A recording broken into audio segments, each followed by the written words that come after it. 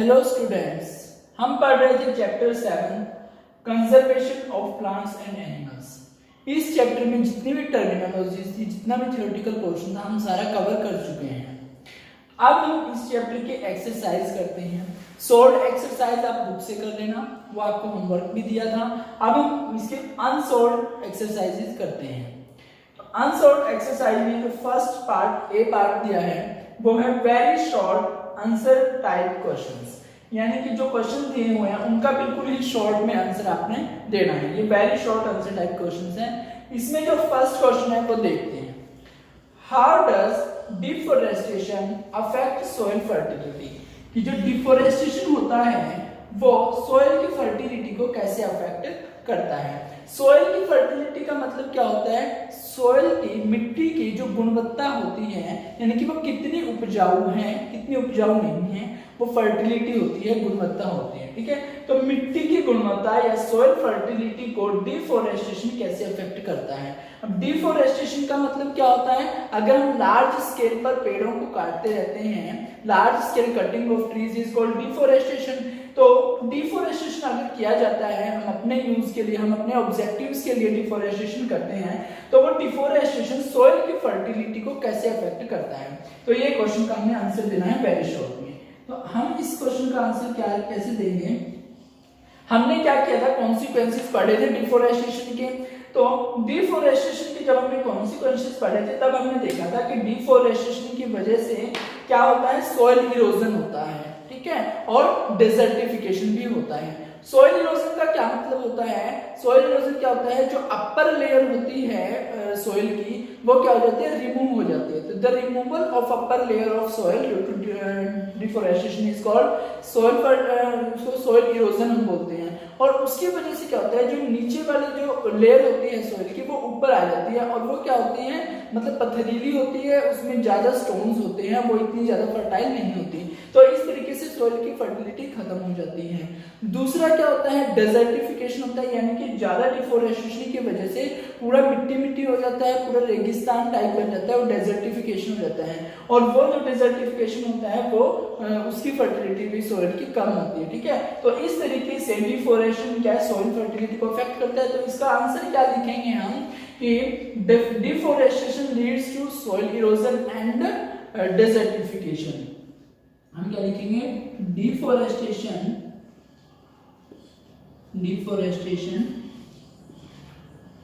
leads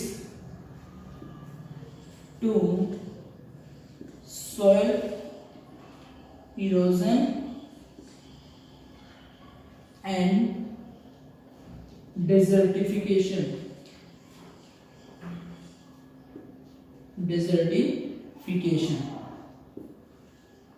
Okay, deforestation leads to soil erosion and desertification and affect the soil fertility. Soil की fertility को वो क्या करता है, अफेक्ट करता है। ठीक है, आप इसको ये भी लिख सकते हो कि सॉइल की फर्टिलिटी को अफेक्ट करता है, या फिर वो डिक्रीज कर देता है सॉइल की फर्टिलिटी को, and decreases the soil fertility. ठीक है, तो क्या कहा हमने, how does deforestation affect the soil fertility? Deforestation leads to soil erosion. Deforestation की वजह से क्या होता है, सॉइल इरोजन होता है एंड डेजर्टिफिकेशन होता है, और इन्हीं की वजह से सॉइल की फर्टिलिटी कम हो जाती है, डिक्रीज हो जाती है। Next question, why there is need to create protected areas such as wildlife sanctuaries, national parks and biosphere reserves? ये कह रहा है कि जो हमारी गवर्नमेंट ने प्रोटेक्टेड एरियाज बनाए हैं, जैसे कि वाइल्ड लाइफ सेंचुरीज बनाए हैं, नेशनल पार्क्स बनाए हैं एंड बायोस्फीयर रिजर्व्स बनाए हैं, तो इस तरीके के प्रोटेक्टेड एरियाज बनाने की जरूरत ही क्यों है? Why there is need to create protected areas such as wildlife sanctuaries, national parks and biosphere reserve? इस तरीके के प्रोटेक्टेड एरियाज बनाने की आवश्यकता क्यों है, क्यों इनकी जरूरत है? तो इनकी जरूरत क्यों होती है? क्योंकि हमने क्या लिखा था, जो हमारी बायोडाइवर्सिटी होती है, बायोडाइवर्सिटी का मतलब क्या होता है, variety of plants, animals and micro organisms, इनको क्या बोलते हैं हम, बायोडाइवर्सिटी। तो हमारी बायोडाइवर्सिटी को कंजर्व रखने के लिए हमें क्या करना पड़ता है, प्रोटेक्टेड एरियाज बनाने पड़ते हैं, और जैसे कि wild life sanctuaries, national parks and biosphere reserves, ठीक है। तो हम क्यों बनाते हैं, हम इसका आंसर डायरेक्ट क्या लिखेंगे, टू कंजर्व, और प्रोटेक्ट भी आप लिख सकते हो, कंजर्व करने के लिए और प्रोटेक्ट करने के लिए, टू कंजर्व आवर बायोडाइवर्सिटी, हमारी बायोडाइवर्सिटी को कंजर्व रखने के लिए हम क्या करते हैं, प्रोटेक्टेड एरियाज बनाते हैं। तो to conserve our biodiversity we need to create protected areas such as wildlife sanctuaries, national parks and biosphere reserves. Third question is what makes an ecosystem, यानी कि इकोसिस्टम किससे मिलकर बनता है, इकोसिस्टम क्या होता है, ये इस क्वेश्चन में पूछा गया है। तो इकोसिस्टम क्या होता है, जितने भी हमारे प्लांट्स होते हैं, एनिमल्स होते हैं, माइक्रो ऑर्गेनिजम्स होते हैं, और उनके चारों तरफ का जो सराउंडिंग्स होती है, एनवायरनमेंट होता है, उन सभी को एक साथ हम क्या बोलते हैं, इकोसिस्टम बोलते हैं, ठीक है। तो हम क्या लिखेंगे इसमें, व्हाट मेक्स एन इकोसिस्टम, इसका आंसर हम क्या लिखेंगे, ecosystem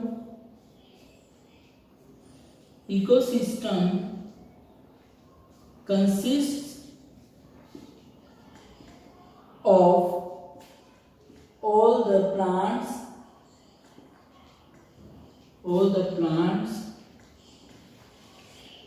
animals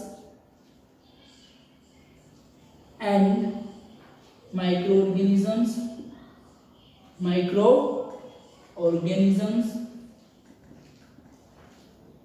and their surroundings.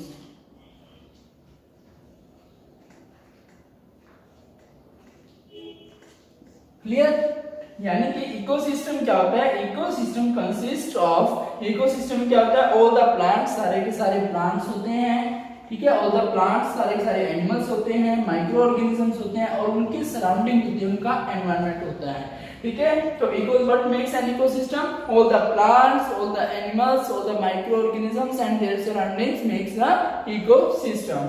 Next question is what is endangered species, endangered species कौन सी होती हैं, एंडेंजर्ड का मतलब क्या होता है, जो स्पीशीज होती हैं, प्रजातियां, ठीक है। तो एंडेंजर्ड मतलब जो खतरे में हो, तो खतरे में प्रजातियां, यानी कि एंडेंजर्ड स्पीशीज, इस टर्मिनोलॉजी का क्या मतलब है, क्या है ये टर्मिनोलॉजी, तो ऐसी स्पीशीज जो क्या हो रही है, जिनके नंबर जो हो रहे हैं वो कम हो रहे हैं, लगातार क्या हो रहे हैं, रिड्यूस हो रहे हैं, और वो फाइनली किसको फेस कर रही है, एक्सटिंक्शन को फेस करने वाली हो, यानी कि लुप्त तो होने वाली हो या खत्म होने वाली हो, तो ऐसी स्पीशीज को हम बोलते हैं एंडेंजर्ड स्पीशीज, ठीक है। तो इसका आंसर हम क्या लिखेंगे, what is endangered species, the species whose numbers are reducing, जिनके नंबर जो है वो कम हो रहे हैं, and they might face extinction,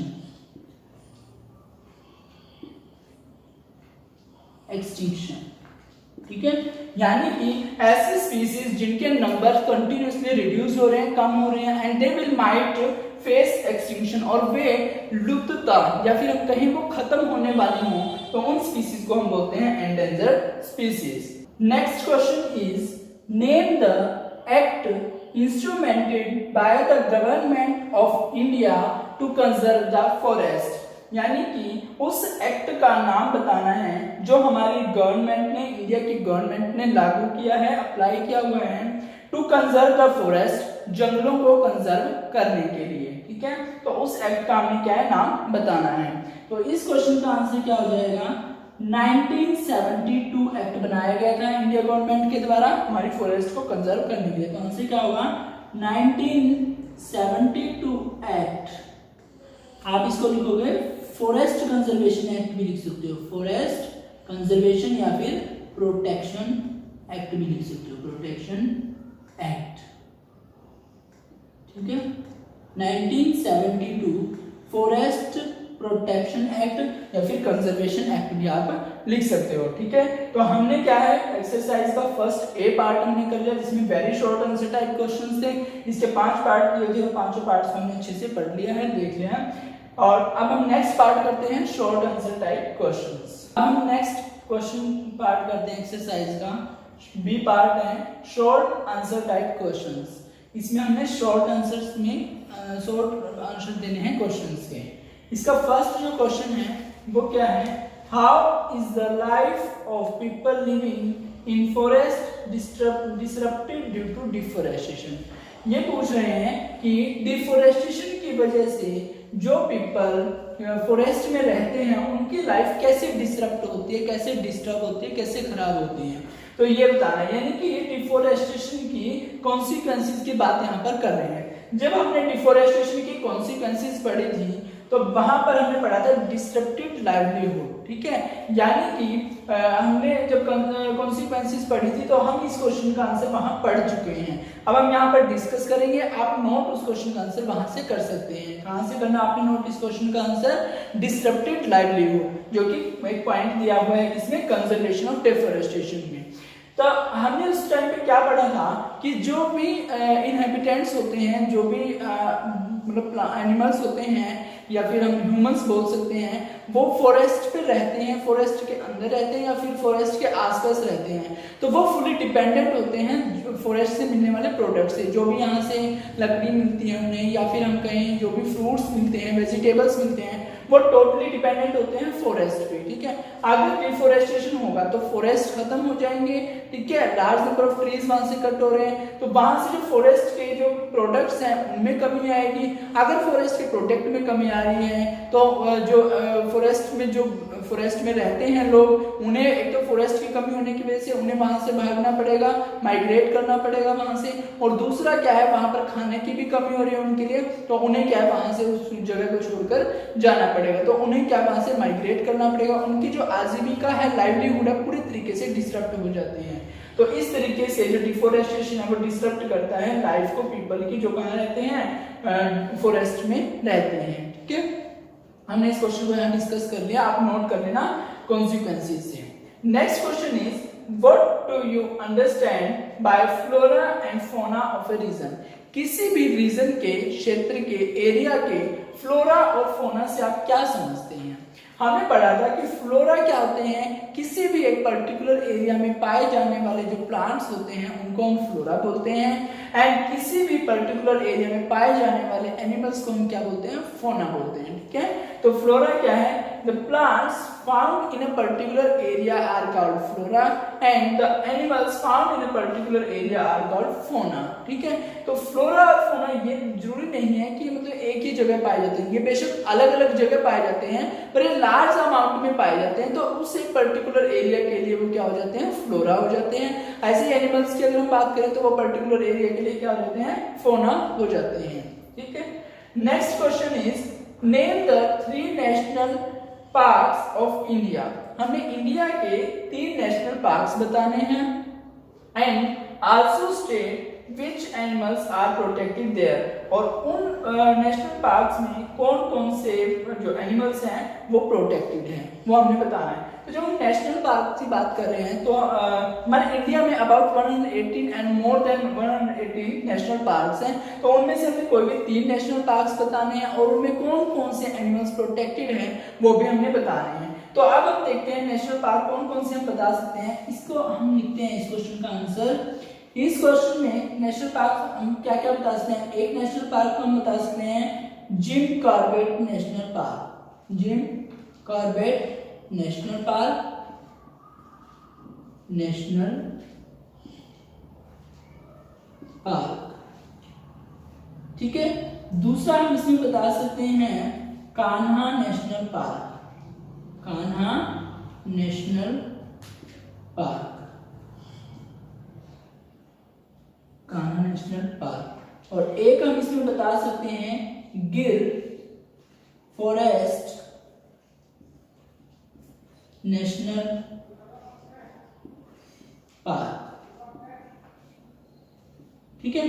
तो कौन कौन से बताए हमने, जिम कॉर्बेट नेशनल पार्क, एक हमने बताया कान्हा नेशनल पार्क, और एक हमने बताया गिर फॉरेस्ट नेशनल पार्क। तो अब हमें साथ में क्या बताना है कि यहाँ पर कौन कौन से एनिमल प्रोटेक्टेड है, हमने ये भी बताना है। तो पहले हम क्या देख लेते हैं कि ये है कहाँ कहाँ, हमें ये भी थोड़ा सा आइडिया होना चाहिए। जिसे हम बात करें जिम कॉर्बेट नेशनल पार्क, ये जो है इंडिया का सबसे पहला नेशनल पार्क है। जिम कॉर्बेट नेशनल पार्क जो है इंडिया का सबसे पहला नेशनल पार्क है, ठीक है। और ये कहाँ पर सिचुएटेड है, ये सिचुएटेड है उत्तराखंड में। हम इसे यूके से लिख देते हैं शॉर्ट फॉर्म में, उत्तराखंड। कहाँ पर सिचुएटेड है ये Jim Corbett national park, Uttarakhand में है ये, ठीक है। यूके से मतलब क्या है मेरा यहाँ पर Uttarakhand, clear. Next is Kanha national park, यहाँ पर जगह नहीं इसलिए मैंने थोड़ा यूके लिख दिया, आप पूरा लिखेंगे उत्तराखंड में है। Next is Kanha national park, जो कान्हा नेशनल पार्क है वो कहाँ पर है, मध्य प्रदेश में सिचुएटेड है। उसको हम एमपी से रिप्रेजेंट कर लेते हैं, एमपी मध्य प्रदेश में, ठीक है। एंड थर्ड नेशनल पार्क जो हमने बताया गिर फॉरेस्ट नेशनल पार्क, ये कहाँ पर है, गिर नेशनल फॉरेस्ट नेशनल पार्क है आपके गुजरात में। कहाँ है ये, गुजरात में। गिर नेशनल पार्क कहाँ है, गुजरात में। तो हमने क्या देखा, 3 नेशनल पार्क देखे, कौन कौन से, जिम कॉर्बेट नेशनल पार्क, एक हमने देखा कान्हा नेशनल पार्क, और एक हमने बताया गिर फॉरेस्ट नेशनल पार्क। फिर हमने बताया कि कहाँ कहाँ सिचुएटेड है, जो जिम कॉर्बेट नेशनल पार्क है वो उत्तराखंड में है, कान्हा नेशनल पार्क है वो एमपी यानी कि मध्य प्रदेश में है, और गिर फॉरेस्ट नेशनल पार्क जो वो गुजरात में है। अब हमें बताना कि कौन कौन से एनिमल्स यहाँ पर प्रोटेक्टेड हैं। अगर हम बात करें जिम कॉर्बेट नेशनल पार्क की, तो यहाँ पर जो है टाइगर्स प्रोटेक्टेड हैं। कौन से एनिमल्स, टाइगर प्रोटेक्टेड हैं। और अगर हम बात करते हैं कान्हा नेशनल पार्क की जो मध्य प्रदेश में है, यहाँ पर भी टाइगर ही प्रोटेक्ट किए जाते हैं, टाइगर प्रोटेक्टेड है यहाँ पर भी, ठीक है। और अगर हम बात करते हैं किसके, गिर फॉरेस्ट नेशनल पार्क की, गुजरात में जो सिचुएटेड है, इसमें जो है एशियाटिक लायन जो होते हैं वो प्रोटेक्टेड होते हैं, एशियाटिक लायन, ठीक है। एशियाटिक लायन जो है वो प्रोटेक्टेड होते हैं कहाँ पर, गिर फॉरेस्ट नेशनल पार्क में। उसने हमसे क्वेश्चन में 3 ही पूछे, इसलिए हम 3 बता रहे हैं। आप एक और बता सकते हैं, हम याद रखने के लिए एक एक्स्ट्रा बता देते हैं यहाँ पर। 4th हम याद करेंगे यहाँ पर desert national park, desert national park. जो डेजर्ट नेशनल पार्क है, इसके नाम से आपको समझ जाना चाहिए कि ये कहां पर सिचुएटेड होगा। डेजर्ट कहां होते हैं, राजस्थान में। तो डेजर्ट नेशनल पार्क कहां पर है, राजस्थान में है, ये राजस्थान में है। और यहाँ पर कौन से एनिमल प्रोटेक्ट किए जाते हैं, यहाँ पर ग्रेट इंडियन बस्टर्ड, ये एक एनिमल है ग्रेट इंडियन बस्टर्ड। इनको कहाँ प्रोटेक्शन मिलती है, डेजर्ट नेशनल पार्क में, जो कहाँ पर है, राजस्थान में। तो आपने ये तीनों बता देने हैं, ठीक है। इनमें से कोई भी 3 आप बता सकते हैं, ठीक है। नेक्स्ट क्वेश्चन हम देखते हैं, give reasons for the following. हमने इन क्वेश्चंस के लिए रीजन देने हैं कि ऐसे क्यों होता है। ये पूछ रहा है first question, deforestation leads to desertification, कि डिफॉरेस्टेशन जो होता है उसकी वजह से डेजर्टिफिकेशन होता है, रेगिस्तान जैसा बन जाता है। तो ऐसा क्यों होता है। जब हमने कॉन्सिक्वेंसेस पढ़े थे डिफॉरेस्टेशन के, तो उस टाइम पे हमने क्या पढ़ा था कि डिफॉरेस्टेशन की वजह से सोइल इरोजन होता है। सोइल इरोजन क्या होता है, जो सोइल की अपर लेयर जो होती है वो रिमूव हो जाती है, और उसकी वजह से सोइल की नीचे वाली जो लेयर होती है, अंडर लेयर, तो वो क्या होते हैं, वो ऊपर आ जाती हैं, और वो क्या होते हैं, लेस फर्टाइल होती हैं, वो ज्यादा फर्टाइल नहीं होती। अगर लेस फर्टाइल हमारे पास सोइल होगी तो उसमें जो प्लांटेशन है या फिर वेजिटेशन अगर हम कर रहे हैं तो वो नहीं हो पाएगा।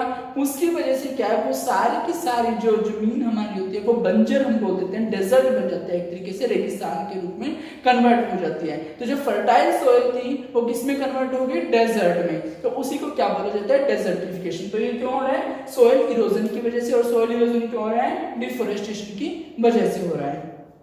तो नेक्स्ट क्वेश्चन हम यहाँ पर देखते हैं, क्या है, paper should be saved and recycled, कि पेपर जो है उनको हमें बचाना चाहिए और उनको रिसाइकिल भी करना चाहिए। ये जो क्वेश्चन है हम प्रीवियस लेक्चर में अच्छे से बिल्कुल कर चुके हैं। हमने इस क्वेश्चन को बिल्कुल लिख के समझा था। हम एक बार यहाँ पर डिस्कस कर लेते हैं। हमने क्या बताया था कि जो पेपर होते हैं वो हम किससे बनाते हैं, जो वुड पल्प होती है फॉरेस्ट प्लांट्स की, उसकी वुड पल्प से क्या बनते हैं, पेपर बनते हैं। ठीक है। और 17 बिल्कुल जो बड़े ग्रोन जो ट्रीज होते हैं उन 17 ट्रीज से 1 टन पेपर हम बना सकते हैं। लेकिन अब हमें 1 टन पेपर तो ही नहीं चाहिए, हमें बहुत ज़्यादा पेपर चाहिए होता है। हमें अपनी नोटबुक्स के लिए चाहिए होता है, अपना न्यूज़पेपर के लिए, बहुत सारे कामों के लिए हमें क्या चाहिए होता है, पेपर चाहिए होता है। तो उसके लिए बहुत सारे पेड़ कट कर किए जाते हैं। तो अगर इसी तरीके से पेपर बनाने के लिए हम लगातार पेड़ों को कट करते रहे, ट्रीज को कट करते रहे, तो हमारे इससे क्या होगा, डिफोरेस्टेशन होगा। और डिफोरेस्टेशन की वजह से क्या होगा, जो एनवायरनमेंट में बैलेंस है सारा खराब हो जाता है। ठीक है। तो उस बैलेंस को बनाए रखने के लिए, हमारी जो बायोडाइवर्सिटी है उसको कंजर्व रखने के लिए, उसको बनाए रखने के लिए हमें क्या करना चाहिए, पेपर को सेव भी करना चाहिए और उसको रिसाइकिल भी करना चाहिए। ठीक है। तो अब हमने क्या किया, एक्सरसाइज के 2 पार्ट कर चुके हैं, first part A part and second part B part हम कर चुके हैं। आप इन क्वेश्चंस को अपनी नोटबुक में नोट कर लेना। आपको कोई भी डाउट हो तो आप कमेंट सेक्शन में पूछ सकते हैं। आप स्ट्रिक्टली से इन वीडियोस को देखिए और अपना सिलेबस कवर कीजिए। Thank you.